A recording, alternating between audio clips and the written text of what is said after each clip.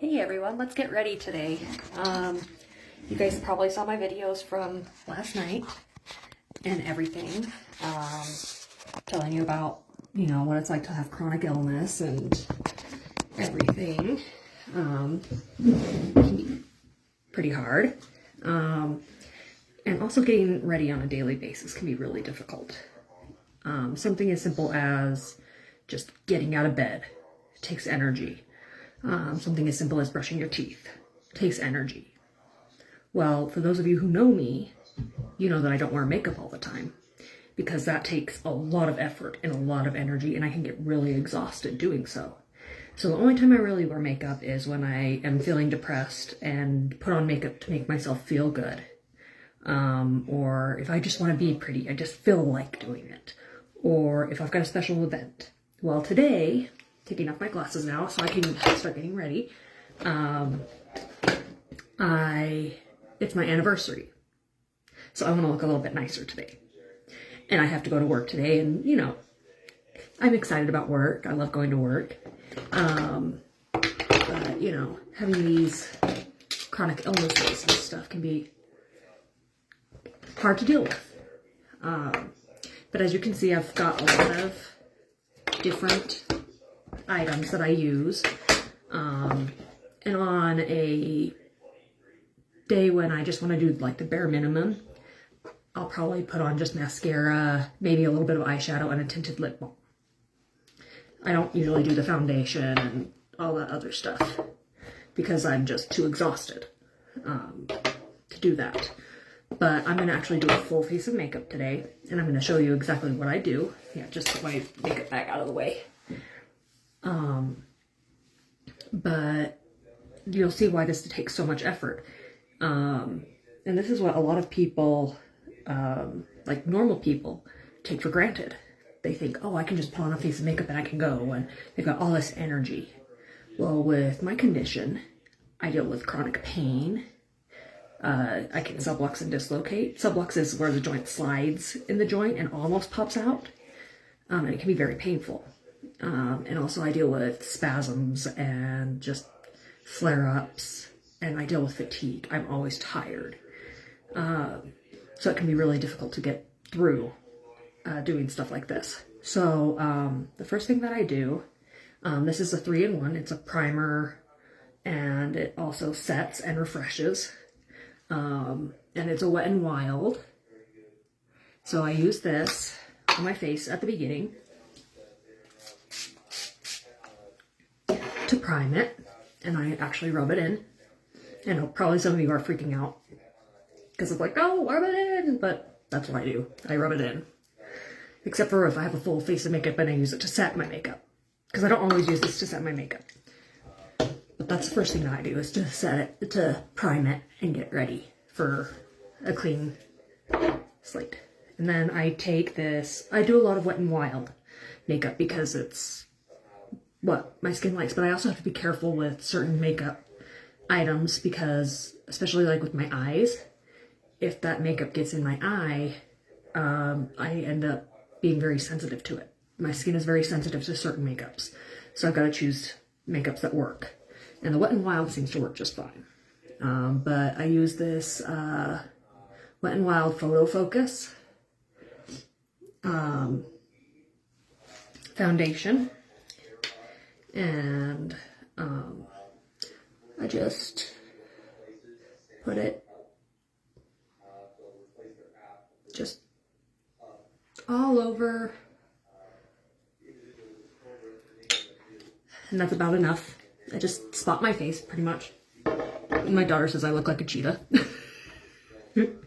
So, and then I take my little sponge, and I do a flat sponge. I like the flat sponges because I feel they actually do a better job of getting into those creases. Oh, and just so you know, if you have questions at all about my condition or about what it's like to get ready and what I do or anything like that, please ask. I'll answer to the best of my ability. And anything that I don't know, I'll look up and find out. But the biggest thing is I'm always willing to learn and always willing to educate. So I always start with the foundation after the primer. And as you can see, it evens out my complexion because my complexion is kind of red and blotchy.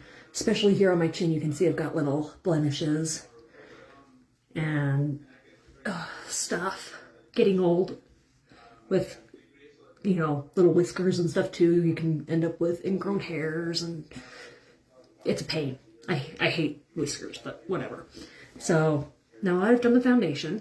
I've got it blended in the way I like. And I have to use two different foundations. I use this one in the winter time, like winter, beginning of spring, because my skin is lighter.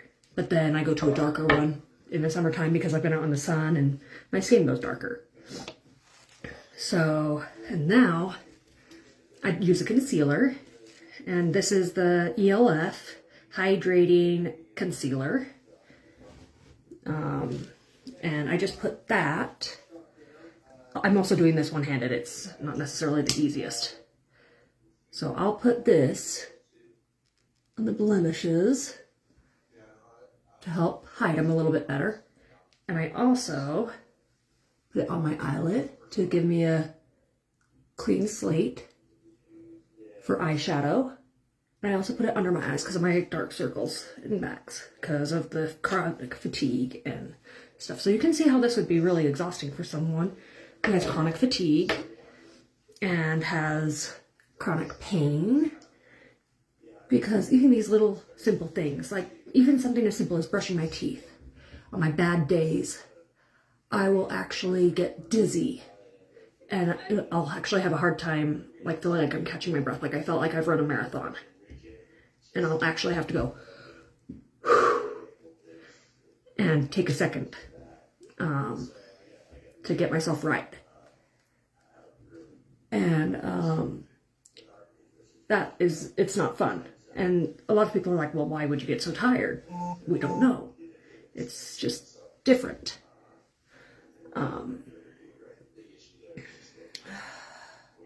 Because we deal with the pain, we deal with the fatigue, and so, all right. So now I've gotten that concealer blended in. Looks good. So, and once I've done all that, I put those off to the side. And then the next thing I use is, I also use Maybelline. I like Maybelline. I don't like stick to one specific brand, like I've said before. But this is the Maybelline Fit. And this is a blush. And I always do like the light pinks because I don't like to get like a brownish or really red. I prefer just a little bit of a rosy color. So something that just brings out the natural beauty of my skin and, you know, gives it a little bit more color, you know. So that's what I do with that. Oh, man, this thing is... And I'm going to actually use this later, so I use it for a couple things. So, and I try and clean my brushes maybe... I probably should clean them more often, but I try and clean them at least once a month. Because I know how much bacteria grows in them. And the sponges, I also will use soap, and I'll actually pump soap on them, and I'll wash them out really good too. And then once they get really dingy, because this is actually starting to get that way, once they get really dingy, then I throw them away and I get new ones. But after I do the blush, I do eyeshadow. And this is also a Maybelline New York. And of course you see a lot of different colors there, so it can be kind of confusing and kind of hard to figure out what colors you want to use. But it also has on the back a way of doing the eyeshadow. So I kind of just follow those steps a little bit. I'm in no way a professional makeup artist at all. And I have looked up certain things of how to do certain things because I wanted to look a little more presentable, a little more professional. So I look things up and try it. So I'm going to actually start with this kind of a coppery color right here. This copper. And I take my angled brush and I just put it in And yeah, like I said, I'm trying to do this one-handed. Like, well, partly one-handed. But doing it with my left hand is not necessarily easy, so if it doesn't look the greatest, I apologize. But I always start off in the corner of the crease, right here. And then I work my way into the rest of the crease. And just blend it in. And you can see how that concealer gives it a good palette to add the color. And so I'm now going to do that on the other eye. So start off in the outside corner and then just blend it through the rest of the crease. But, you know, and oh my goodness, I'm already getting tired, as you can tell. It can be kind of difficult. And but I'm still going because I want to look good. It is my anniversary. I mean, we're not doing anything today. We're celebrating our anniversary tomorrow. We're going to have dinner and go to a Wicked, and you know, we're gonna actually go see Wicked on stage, and I'm really excited about that. I love the show. But anyway, after I've got that all those creases all blended, I will actually go on to my more, I don't know what brush this is, but it's my go-to brush for putting on the lid. And so what color I'm going to use now is this actually dark brown. So I'll use that shimmery peachish color more for like more of a natural look. But I use this one for more of a special occasion. Like if I want to look especially good or professional or whatever. And yeah, it goes on kind of dark. But you can blend it in to part of that crease color too. And it actually blends in really nice. And there are times when you'll get like that little bit of powder underneath your eye and you just gotta clear it up. Not a big deal. What are you doing, Snickers? Sorry, my cat's in the tub playing. I don't know what she's doing. But, yeah, she's being funny. Anyway, but seeing all these steps, you can see how this would be really exhausting for someone who has fatigue or pain or problems with their joints. Like my fingers are not like a normal person's. They bend really far. And imagine your joints having to do that, and they do that naturally all the time. And it just puts a lot of strain and pain on the bones, the muscles, and just all the connective tissues. And it can be really painful to deal with. So these processes can be quite hard to do.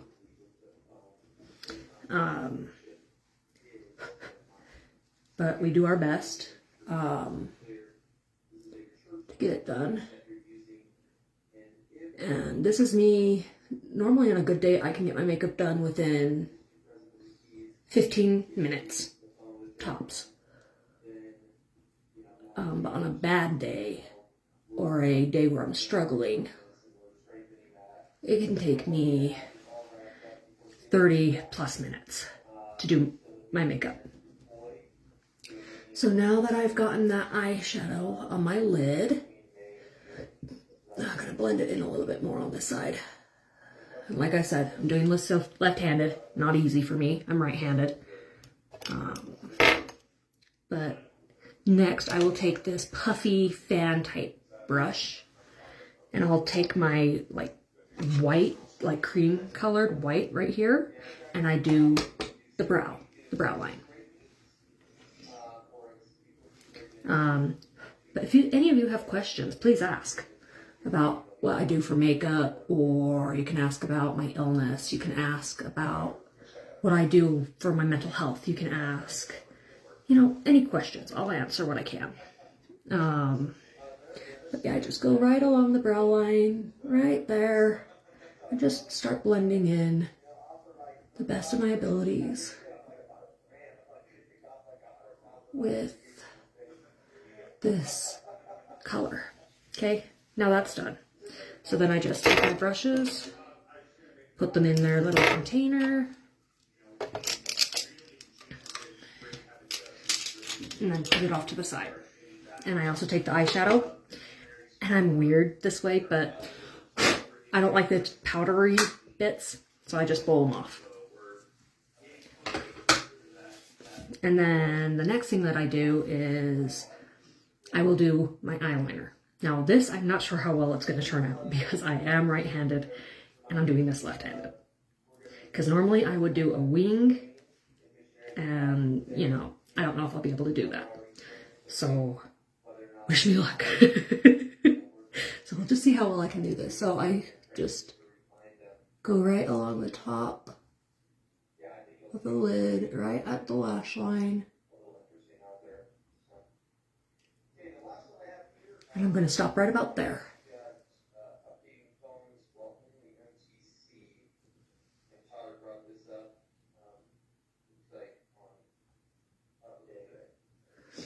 Okay, so that's what I do for a simple liner look.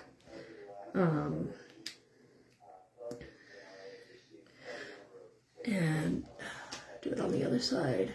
Normally I like to do the wing, but with it being my left hand, I'm not going to risk it. Because I don't want it to look funny and have to restart all over again. And that's another thing, is you have to decide with how you're feeling if you want to take the chances on certain things with your makeup. Because some things will make you restart all over again. And it's like, do you really want to have to put forth all that effort to try again? As you can see, I'm already starting to run out of breath. I'm getting kind of exhausted from doing this, but I'm going to continue on because I want you guys to see what this is like. I want you guys to see and know what this is like. Because if you look at me, I don't look disabled, but it is a disability. And not all disabled people look like they're disabled. There are some that are quite invisible. Me, I have to use mobility aids on a daily basis. But there are those that have this condition that don't have to use a mobility aid every single day.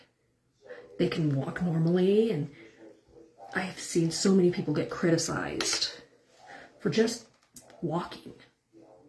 And like if they're going to the store and they park in a handicapped spot, and they get ridiculed for parking in that handicapped spot because they don't seem like they're disabled. I've had that happen. I've been mistreated because I didn't look disabled. Well, I wasn't very nice about it. I had someone come up to me and say, hey, you don't look disabled. You shouldn't have that parking pass. And I said, well, you don't look like an asshole, but here we are. They were not very happy about that, but got sick and tired of being ridiculed. So I was really sassy and just wasn't very nice.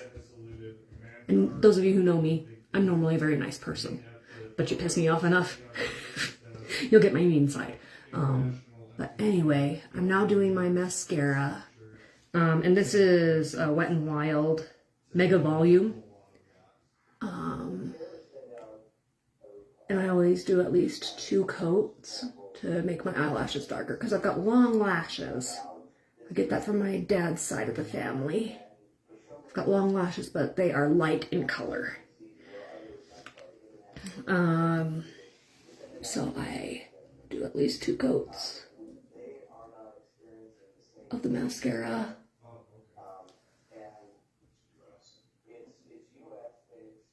And like I said, this is not easy left-handed.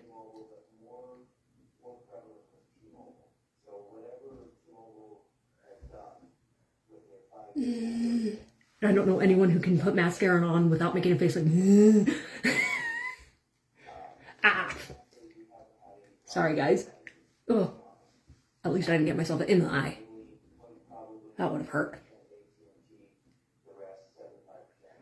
And like I've said before, our soft tissues and connective tissues, those who have EDS, are very sensitive and very fragile. So if we poke ourselves in the eye, it really hurts. Something as simple as a fall, we could dislocate something. We could break something. Put on the second coat here.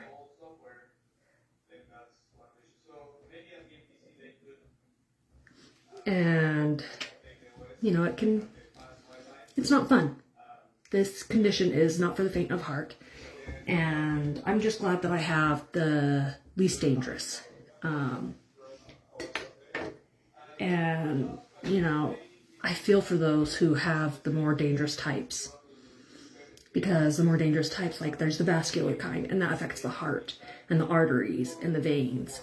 And the people who have the vascular Ehlers-Danlos actually could have embolisms, and they can have their veins and they can have their arteries rupture, and it can kill them. So I count my blessings every day, and I pray for those who deal with that on a daily basis, because it's not easy. But now I'm going to put on my lip stuff. This is a Super Stay lip. I don't know what you want to call it, a stain. I don't know. It's not really a stain, but it stays on really well. It's from Maybelline. A lot of my stuff is Wet n Wild and Maybelline. But this one I stick with. I really like this color because it fits well with my skin tone.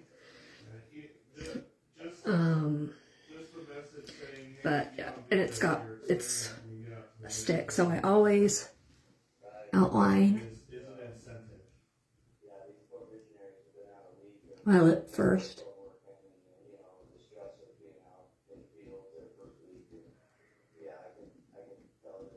And then I fill it in. And then I always do just a lower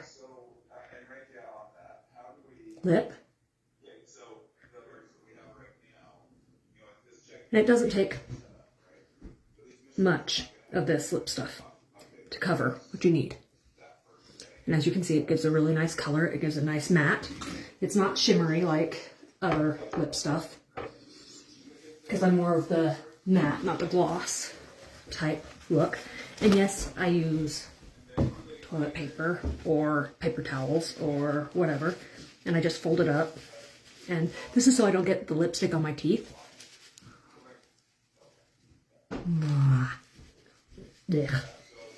So as you can see, doing that gets the lip stuff out from behind the inside of your mouth.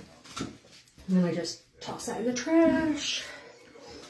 So now I've pretty much almost finished my makeup, but now I've got to do the setting. So I have this translucent Photo Focus Wet n Wild powder, and it's a set powder, so it helps set the makeup. Now this is where that brush comes in again. I take that blush brush, make sure I've gotten all that blush off of it, and then I'll just dip it in just a little bit, tap it, and then I start applying it just all over. And you can see the powder flying. But you can see how it makes it kind of like a Photoshop finish.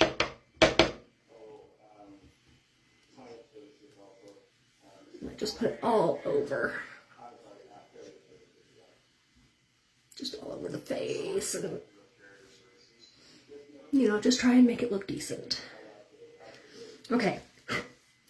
My goodness, got that powder all over me.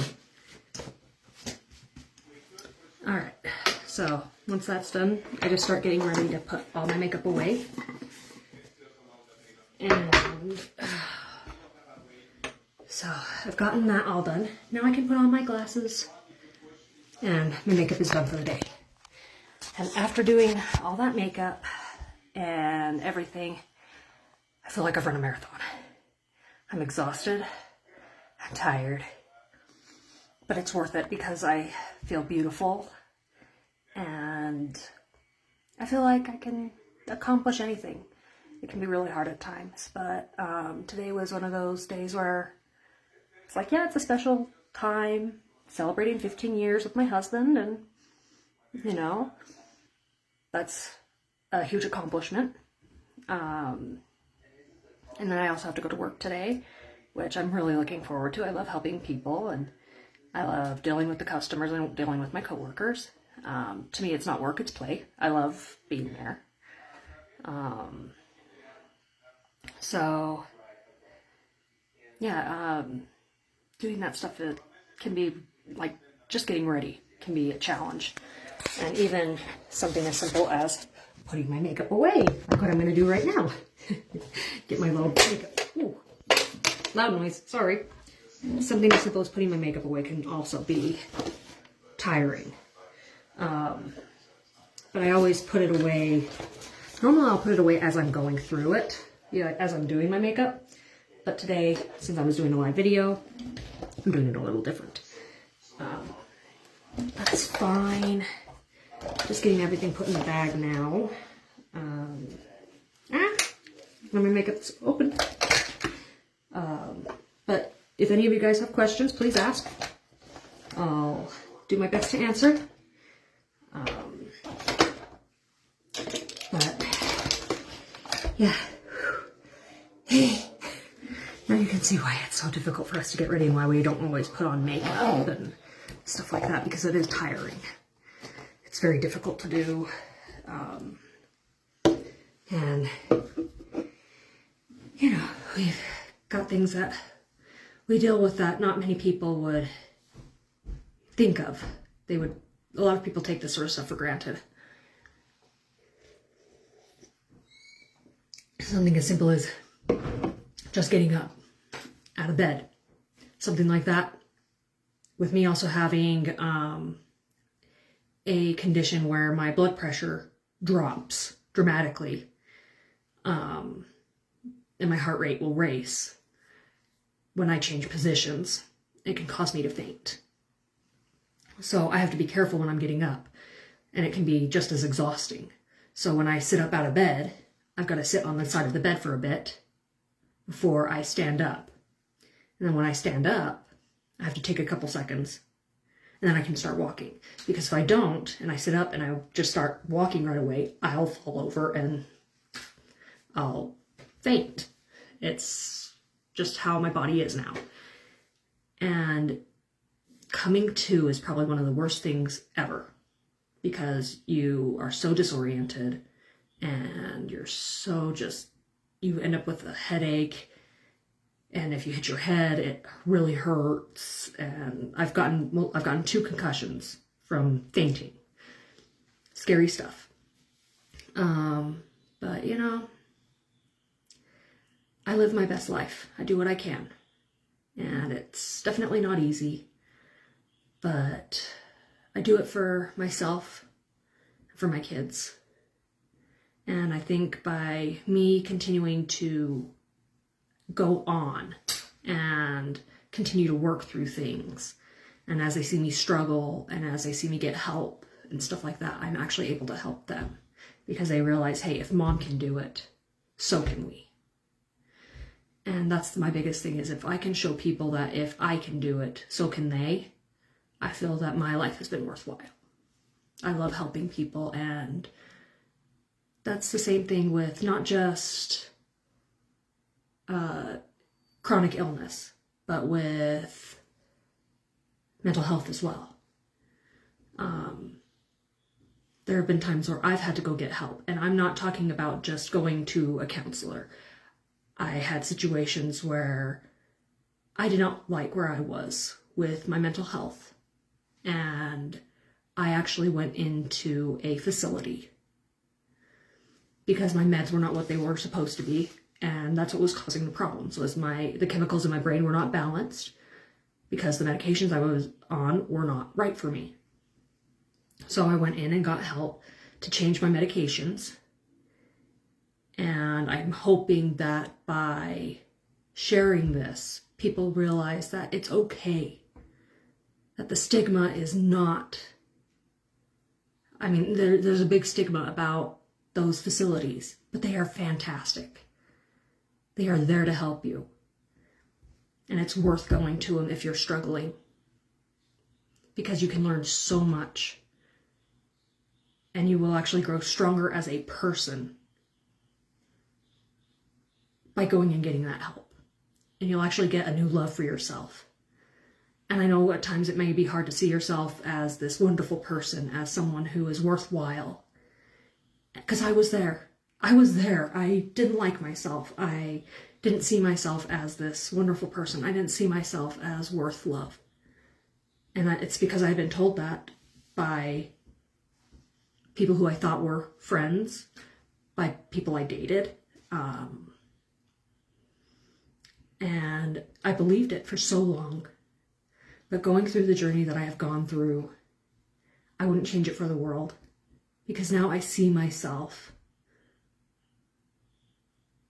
in a new light. I see myself as someone worthwhile.